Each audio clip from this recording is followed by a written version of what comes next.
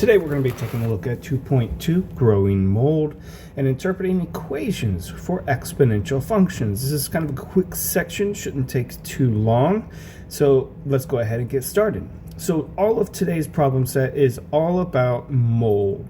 Right here we have a picture of mold growing on bread. If you've ever left bread in the cabinet for too long without checking on it or eating it, you would see that it grows mold on it.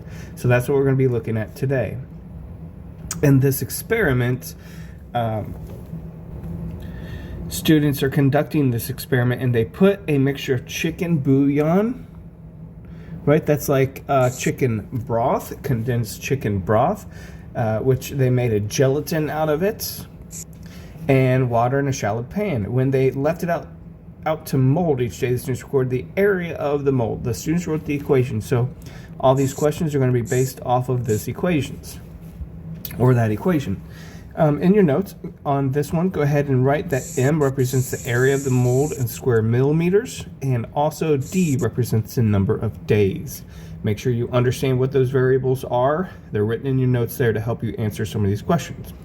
So part A, go ahead, they asked you about different parts of that equation. So go ahead and answer part A, 1, 2, 3, and 4, and then come back to the video to see how you did.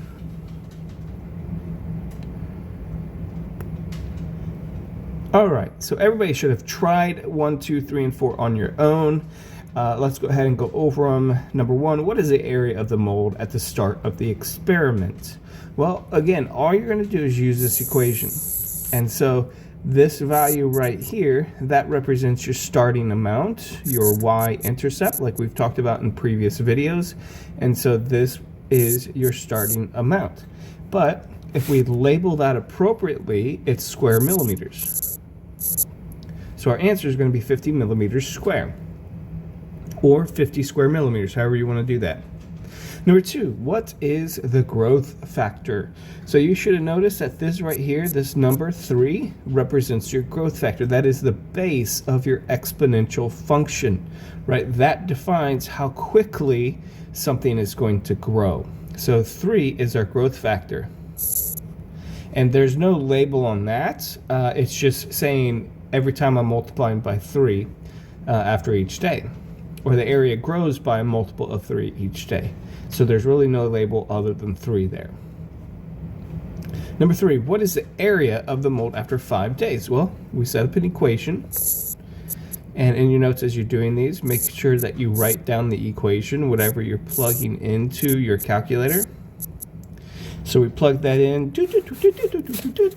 You get 12,150 square millimeters. Okay, so after 5 days, that's how much room it took up. Now I ask, on which day will the mold reach 6,400? You notice we're already over it here. So we know it's less than 5, so let's find out 4.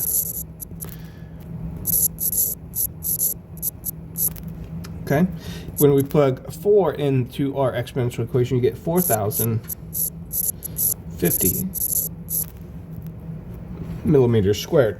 And so it's between 4 and 5, because 6,400 is between 4 and 1,200, and so it's between days 4 and 5.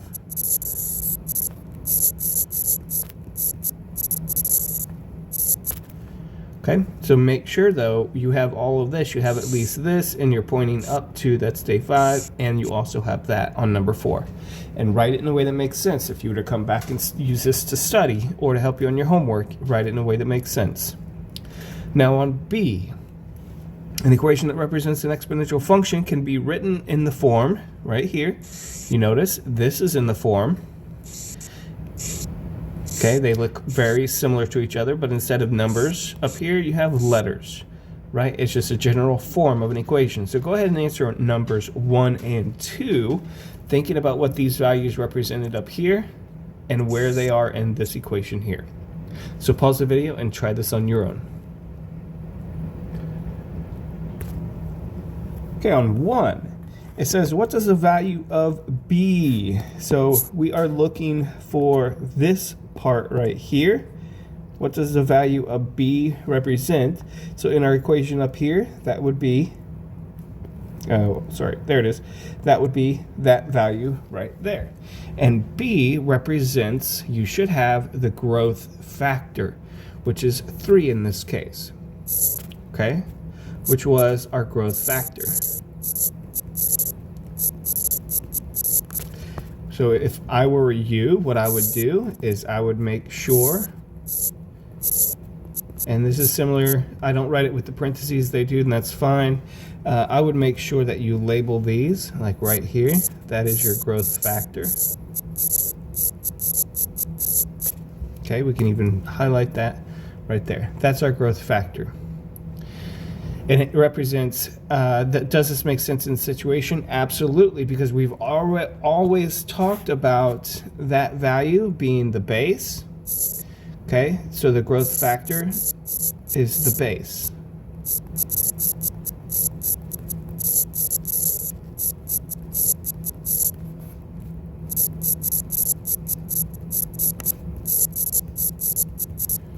Function and equation are interchangeable. They mean the same thing.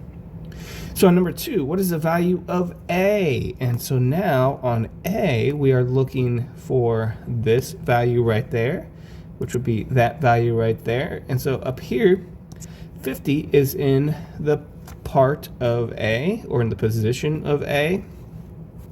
So we know that it's represented by the number 50, but what does that mean? Well, remember, that is your starting value. So this is 50 square millimeters. That is your beginning value. So in this case, area of mold.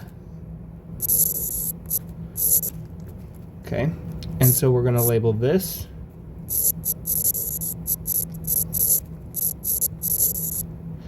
starting value, but also remember this on our graph, this would be our y-intercept. Okay. All right, that's it for 2.2. Make sure that you have great responses or answers written down in your notes, especially have this. I would even use color coordinated markers, pens, highlighters, something so that you have this, because it's not going away. All right, so make sure you understand it. So that is it for 2.2, growing some mold.